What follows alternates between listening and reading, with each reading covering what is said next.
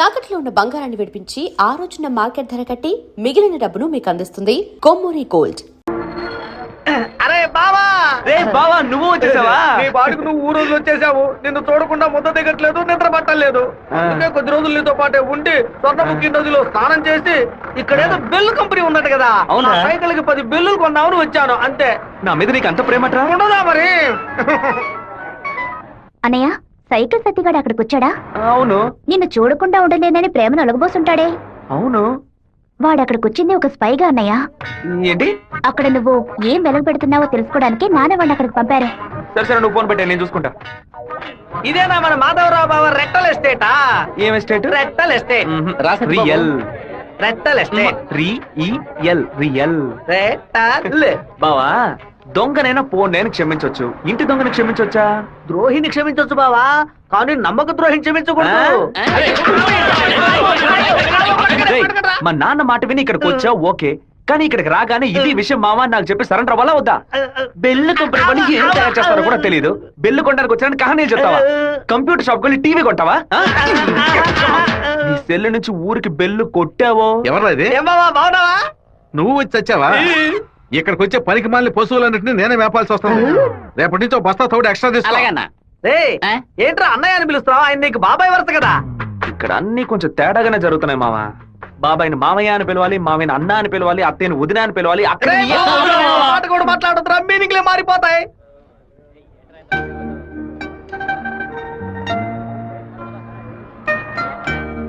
అరే బావా, బావ నేను ఆఫీసే కదా చూసుకోమన్నాడు, ఇక్కడుండి పరాకులు చూస్తావేంటి?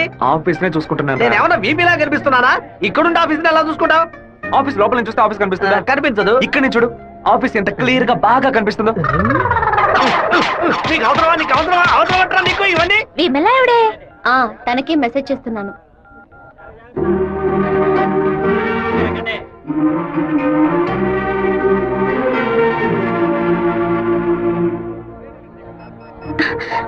ఏ రాధిక, చెట్టును చూడొద్దు. ఆ పయ్య వందానే ఎదురులా ఉన్నాడు. నువ్వెందుకు రాధిక కాదని కళ్ళని చెప్పావు? చిన్నప్పుడు లెక్కల మాస్టర్ ని బెత్తంతో కొట్టాడు రౌడీ విధవ. నేనే రాధికనని చెప్తే వెనకాల తిరిగి టార్చర్ పెడతాడు. హాయ్ రాధిక. എന്താ അത്? అప్పుడే నేను പറഞ്ഞല്ലേ నువ్వు రాధికవే. ఈ రోడ్డులను తిరిచి പറഞ്ഞാൽ ఎవరైనా చూస్తే ఎందనే నెనకు. తిరుపతిలో నుంచి తిరిచి అనను, తిరుపతి అనే అంటాను. తమాషాలు ఒందు పరయద్దు. పెద్ద కార్యం. మీ ఊరు గోదావరి జిల్లా పట్టిసీమే కదా? పట్టింది పరిందదు. పట్టి అంటే నాయన అర్థం. కుక్కో నక్కో నాకు తెలీదు, నువ్వు రాధికని మాత్రం నాకు బాగా తెలుసు. హలో, ఎన్ పేరు గోపిక, స్థలం పాలకాడాను. ఏంటి నువ్వు ఆటోగ్రాఫ్ హీరోయిన్ పేరు చెప్తున్నావు? నేను కూడా ఎవరైనా భయపెట్టాలంటే మా ముట్టి మోహన్ లాల్, సురేష్ గోపి పేర్లు చెప్తాను. నువ్వేంటంటే గోపిక మేనన్, దీపిక పడుకొని మాలీవుడ్ నుంచి బాలీవుడ్కి వెళ్ళిపోతున్నావు. నువ్వు అప్పట్లోనూ బొట్టు ఇదే స్టైల్లో పెట్టుకునేదానివి, ఇప్పుడు కూడా అదే స్టైల్లో పెట్టుకున్నావు. బొట్టులో 2 షేపులు ఉన్నాయి, ఒకటి నిలువు, ఇంకోటి గుండ్రు. ఆ రెండే పెట్టుకోగలం. తిరుమలలో నుంచి గుండు కొట్టుకున్నవాడు నా మొగుడు అన్నట్టు ఉంది నువ్వు చెప్పింది. ఇప్పుడు మన తెలుగు భలే మాట్లాడుతున్నావే. అదేదో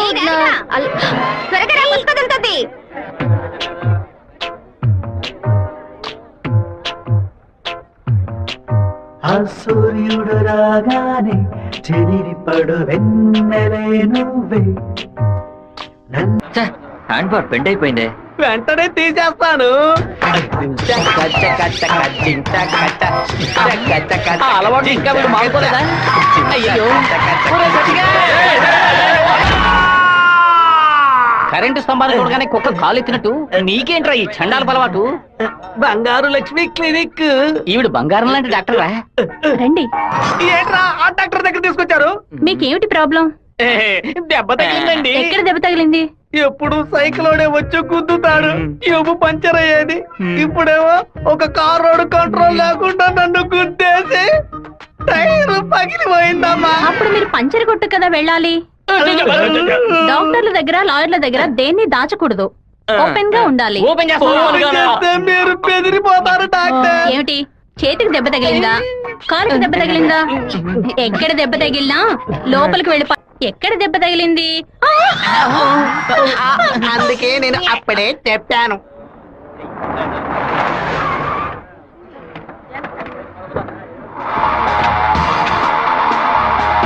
సార్, ఏం కావాలి సార్? ఎవరా నువ్వు? ఇక్కడ పనిచేస్తున్నాను సార్. తనోడివా? అరే పేట్రో, ఎప్పుడు వచ్చావయ్యా? రా. వాడు మనూరు పిల్లడేలా, టీ తాగుతావా? తెమ్మనా. రే మణే, ఏయ్ వాడిని తెమ్మను.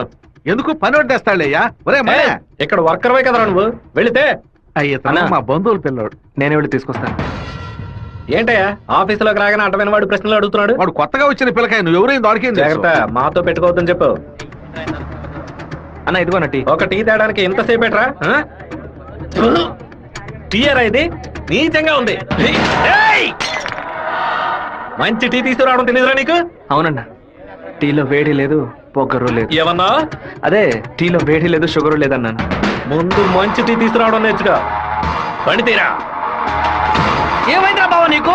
ఎందుకు వాళ్ళని వదిలేసావు చెప్పు. రే పోనీరా, టీతో మోంగడుకుంటే మంచి కలర్ వస్తారు. ఇప్పుడు నాకు ఆ ఛాన్స్ దొరికింది. ఊ అని ఒక మాట చెప్పరా, కత్తితో ఒక పోటు పడిచి దాని మీద బట్టి పోసి రే, వస్తాను. మనం ఏమైనా హీరోస్ చూపించడానికి వచ్చావా? కొద్ది రోజులైనా సైలెంట్ గా ఉండి పని నేర్చుకుందాం, నిన్ను పాటలు పడుతుంటే నువ్వు అనవసరంగా సమస్యలు ఎరికించాలా ఉన్నావే? ఇంత ఓపిక నీకు ఎక్కడి నుంచి వచ్చిందిరా బావా? వచ్చిన కూడా నువ్వు వదిలేసి పక్కకు తప్పుకునే బొరిసే పట్టరా మంది. రే ఊరుకో, ఫోన్ కొట్రా, అలాగేనా? కొట్రా పోను. ఎందుకు రా నన్ను కొట్టా? నువ్వేగా కొట్రా అన్ను, అందుకే ఒకటి పీకాను. ఏంట్రా కాలేజీలోకి వెళ్తున్నారు? ఎవరా వాళ్ళు? ఓబుల్రెడ్డి మనిషి ఈ కాలేజీలో క్యాంటీన్ నడుపుతున్నాడు. వాడు ఈ కాలేజీలో చదువుకున్న old student.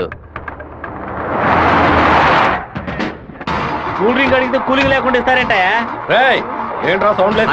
Cool drink cool గా లేదని గొడవ పడుతున్నాడు. కూల్ గా లేకపోతే హాట్ అయిపోతావా నువ్వు? హాట్ అయిపోతావా? కాఫీ వేడిగా ఉండదు, సాంబార్లో ఉప్పు ఎక్కువ ఉంటది, చట్నీ పులుపుగా ఉంటదిరా. రౌడీ విధవ. లేదంటే ప్రిన్సిపల్ తో చెప్పి నీ ఉద్యోగం ఏమండి, మీరు రండి వెళ్దాం. ఏంట్రా లుక్కులు ఇస్తావా? వెంకటేశ్వర కాలేజ్ దిగండి. హలో రాధిక, ఎలా ఉన్నావు? చూసి 2 రోజులైంది. న్యా రాధికనే. వచ్చే మీరు అనుకున్నట్టు రాయలసీమ రామగిరిలో అశోక్ విద్యాలయంలో 4వ క్లాస్ చదువుకున్న ఆ రాధికని కాను. అరే పక్కగా బయోడేటా చెప్పినట్టు చెప్తున్నావా? పాలకాడ్ నుంచి చదువు కోసం నేను తిరుపతి. బాగా గుర్తు తెచ్చుకొని చూడు. చిన్నప్పుడు స్కూల్లో పెన్సిల్ చెక్కేటప్పుడు చెయ్యి స్లిప్ అయి తొడగ కోసుకొని ఏడుస్తూ ఉన్నావు. బెటరీ నా మ్యాథ్స్ బుక్ లో పేపర్ చించేసి నా ఉమ్ముతో బ్యాండేజ్ చేశా. ఓ వారం తర్వాత వచ్చి గాయం మానిపోయిందని తొడ చూపించావు, కానీ ఆ మార్క్ అలాగే ఉండిపోయింది. నీకు అనుమానం అయితే నీ తొడ మీద చూడు, మర్చి ఉంటుంది. ఏంటిది? నడి రోడ్లో నిలబట్టి అది చూడు ఇది చూడని తప్పుగా సారీ మాట్లాడుతున్నావు. నువ్వు ఇంటికి వెళ్ళి చూసుకో, అదే కరెక్ట్ గా ఉంటది. హే శివ, నువ్వు తిరుపతిలో ఏం చేస్తున్నావు? జయంతి బాగున్నావా? చూసి చాలా రోజులైంది. ఫైన్. ఏ రాధిక, నువ్వు ఇంకా శివతో టచ్ లోనే ఉన్నావా? పెన్ ఫ్రెండ్సా, మెయిల్ ఫ్రెండ్సా, లేక ఫోన్ లో టచ్ లో ఉన్నారా? అయ్యో, వీడెవడో కూడా నాకు తెలీదు. శివ తెలీదా నీకు? మన స్కూల్ ఎస్పీఎల్. బ్లేడు, పేపర్, తొడ, ఉమ్మితో మందేశాడే, మర్చిపోయావా? ఇదే నేను ఎప్పటి నుంచో చెప్తున్నాను, కానీ తనేమో సొంత ఊరు పాలకాడు, నాన్న పేరు ఓమర్గుట్ట, అమ్మ పేరు ఓమర్గుట్టి అని మలయాళంలో ఏదేదో సంసారిస్తోంది. 10 రోజులు నీ ఎన్ఎస్ఎస్ క్యాంప్ కి వెళ్ళొచ్చే లోపల నువ్వు మలయాళిగా మారిపోయావా? మంజు మలయాళి. మాకు బోర్ కొట్టినప్పుడల్లా మలయాళంలో మాట్లాడుకుంటాం. ఆపుతావా నీ బయోగ్రఫీ? జయంతి నీ ఫోన్ నెంబర్ ఏంటి? 9950887461. రాధికాది ఒక నంబరే డిఫరెంట్, 87462. నా నంబర్ ఎందుకు ఇచ్చావు?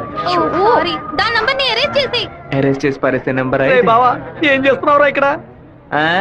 అనంతపురానికి ఎన్ని బస్సులు వెళ్తున్నాయో లెక్కేస్తున్నాను. వద్దురా బావా, అది మలయాళం అమ్మాయిగానే ఉండిపోని, మనం తెలుగు వాళ్ళుగానే ఉండిపోదాం. 2 రాష్ట్రాలు కలపడానికి మనం పాటుపడింది చాలరా. సగం బాడీతో మనం పులివెందులకు వెళితే ఎవరు మనల్ని గుర్తుపట్టారా బావా. అయ్యగారి చెవికి ఈ విషయం లీక్ అవుట్ అయిందనుకో, నా ముక్కు నుంచి రక్తం ఫ్లో అవుట్ అవుతుందిరా బావా. ముక్కుకు బ్యాండేజ్ చేసుకోవచ్చులే. వీడు నా అంత చూడండి వదిలిపెట్టేలా లేడు.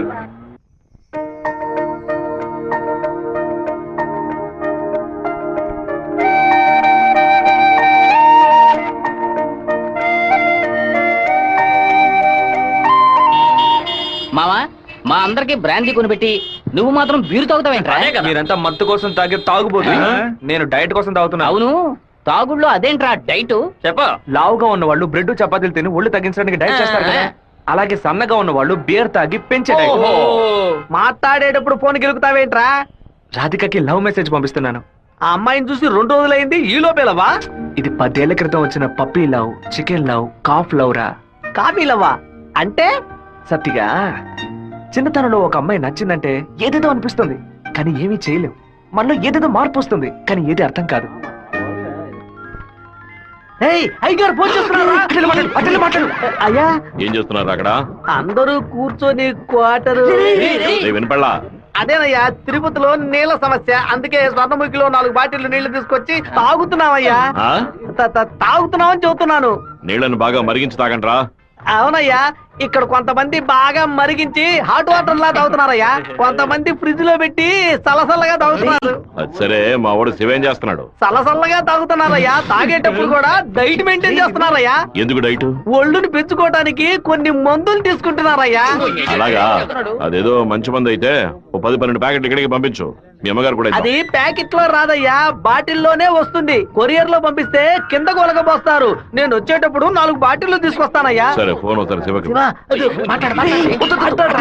ఫోన్ లో కంపేమన్నా తెలుస్తుందట్రా. చెప్పండి అన్న. ఇక్కడ నీ పాస్పోర్ట్ రెడీగా ఉంది, నీకు వీలున్నప్పుడు వచ్చి పోస్ట్ ఆఫీస్ నుంచి తీసుకెళ్ళు. అలాగే నాన్న. జయంతి, నిన్న నైట్ ఒక పిక్చర్ మెసేజ్ పంపించాను కదా, అది శివకి పంపించావు. అవును, ఎందుకే పంపించావు? ఐ లైక్ యూ అని వాడు టైప్ చేసి మళ్ళీ నాకే పంపించాడు చూడు. సరే, తొడ మీద మచ్చ ఉందని చెప్పాడే, దాన్ని చూసావా? చూశాను. ఎందుకు చూసావు? నా తొడ నా గాయం. నీ తొడేనమ్మా.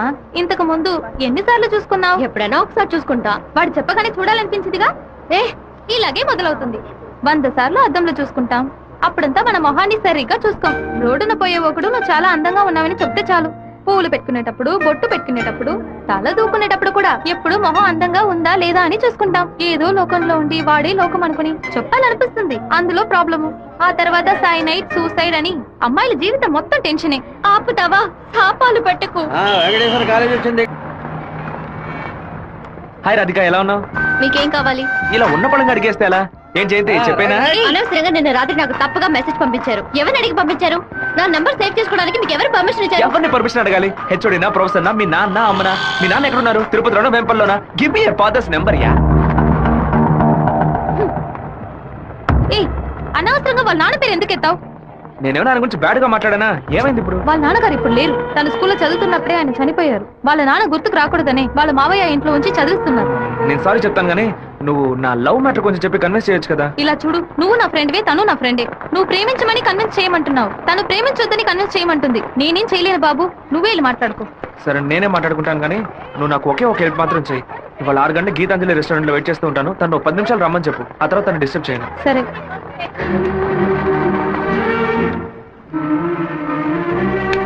బావా, ఈ విషయాన్ని అయ్యగారికి చెప్పమంటావా చెప్పొద్దటావా? గుంట నక్క పనులు చేస్తే ఏదో చంపేస్తాను. ఒక కుటుంబంలో నాన్న హార్ష్ గా ఉంటే కొడుకు సాఫ్ట్ గా ఉంటాడు, కొడుకు హార్ష్ గా ఉంటే నాన్న సాఫ్ట్ గా ఉంటాడు. మీరిద్దరూ రప్పంటాం. మీ ఇద్దరి మధ్య నేను ఇరుక్కుని తిరగల్లో గోధుమ లాగా నలిగిపోతున్నాను. ఓ పంచే, 7 కొండలు ఎక్కు. వెంకటేశ్వర స్వామి దర్శించుకో. కింద అంతా సరైపోద్ది. వీడే దోసి నా దోస్తాడు. వాడు పిలవగానే ఎందుకే నేను రెస్టారెంట్కి వెళ్ళాలి? వాడు లవ్ చేయమని ఎలా నీ వెంటపడి తిరుగుతున్నాడు, అదే విధంగా లవ్ చెయ్యొద్దని నువ్వు కూడా కొంచెం తిరగాలి. కొంచెం బుర్రకెక్కేలా చెప్తావా? ఎప్పుడు వద్దనే మాట మొహం మీద చెప్పినా అంత తేలిగ్గా వదిలిపెట్టరు. వాళ్ళకి అర్థమయ్యే విధంగా మన ప్రాబ్లం ని చెప్తే ఒప్పుకుంటారు. హే, శివ చిన్నప్పటి నుంచే మనకి తెలిసినవాడే కదా, ఎందుకు భయపడుతున్నావు? ధైర్యంగా వెళ్ళు, క్లియర్ గా మాట్లాడు.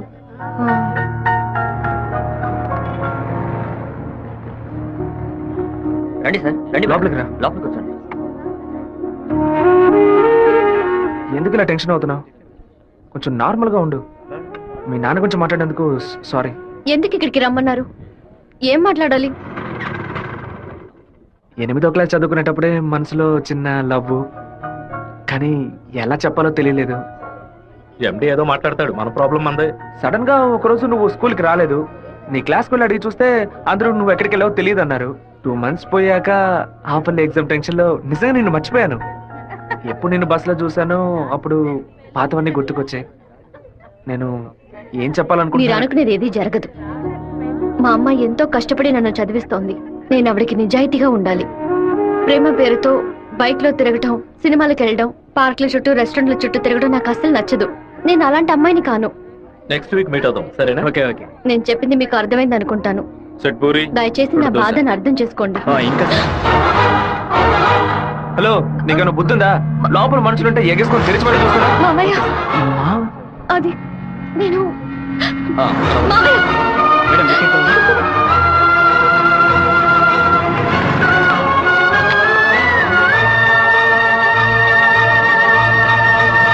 మావయ్య, అలా మౌనంగా ఉండొద్దు మావయ్య. నాతో మాట్లాడు మావయ్య. నేనే తప్పు చేయలేదు మావయ్య. ఏ తప్పు చేయకుండానే వాడితో హోటల్ వరకు వెళ్ళావమ్మా?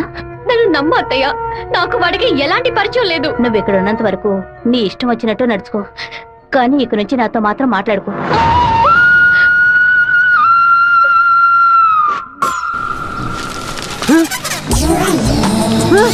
தெய்வீகமான திருச்சி டவுனுக்குள்ள இப்படி டவுசர் சட்டையோட அலையிறாளுல இந்த கேக்குறேன் பாத்ரூமுக்குள்ள குளிச்சு புட்டு மாத்து துணி கூட மாத்தாம எங்க போயிட்டு இருக்கீங்க? நீங்க வடநாடா? அதானே பார்த்தேன். தமிழ்நாட்டுக்காரப்புல இப்படி டெஸ் பண்ணாதீங்களே. ஏமா இப்படிக்கான டெஸ் போட்டுக்கிட்டு எங்க ஊருக்குள்ளே மனச மாத்துறீங்க? Don't talk too much. திருமச்சாவும் பேசுவேன். தொடதறியிறாப்லையும் தடதறியிறாப்லையும் அரையும் முறையுமா டெஸ் போட்டு வந்தா ஆம்பளை நிலைமை என்னமாகிறது? என்னடா பொண்ணுகிட்ட வம்பு பண்ற? ஏமா அரையும் முறையுமா டெஸ் போட்டு வந்து நிக்கிறாளுங்க, அவளுல கேட்காம ஏன் சட்டையை பிடிச்சு இழுக்கிற? இப்படி அதிகமா பேசுன உன்னை ஈவ் டீசிங், பெண் கொடுமை, வன் கொடுமை, வரதட்சணை கொடுமை, மாமனார் கொடுமை, மச்சன கொடுமை, குழந்தைனார் கொடுமை, அண்ணன் கொடுமை, தம்பி கொடுமை, சொத்துரிமை, பெண்கள் உரிமைன்னு இப்படி எல்லா சட்டத்திலும் மேல கேஸ போட்டு உள்ள தள்ளிடுவேன். ஆமா, பொம்பளையில காப்பாத்த இவ்வளவு சட்டம் இருக்கே, ஆம்பளையில காப்பாத்த ஏதாச்சும் ஒரு சட்டம் இல்லையா? ஒரு சட்டமும் இல்ல. அப்ப எனக்கு சட்டையே தேவையில்லை, வேட்டியே தேவையில்லை. సెమిస్టర్ అవగానే ఊరికెళ్ళి అమ్మతో 10 రోజులు ఉందాం అనుకుంటున్నా.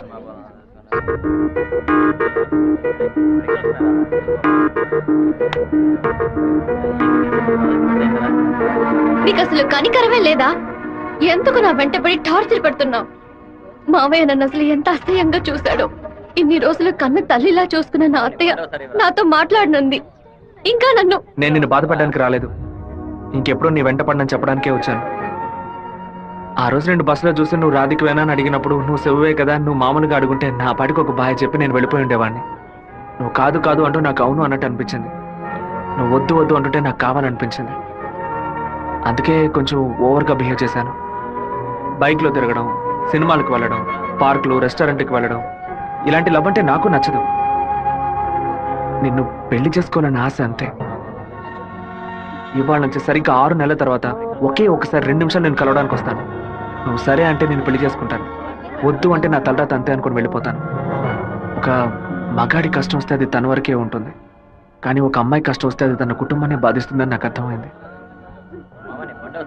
నాకు ఒక తోడబుట్టిన చెల్లెలు ఉంది. ఒక ఆడదాని కష్టం ఏంటో నాకు తెలుసు.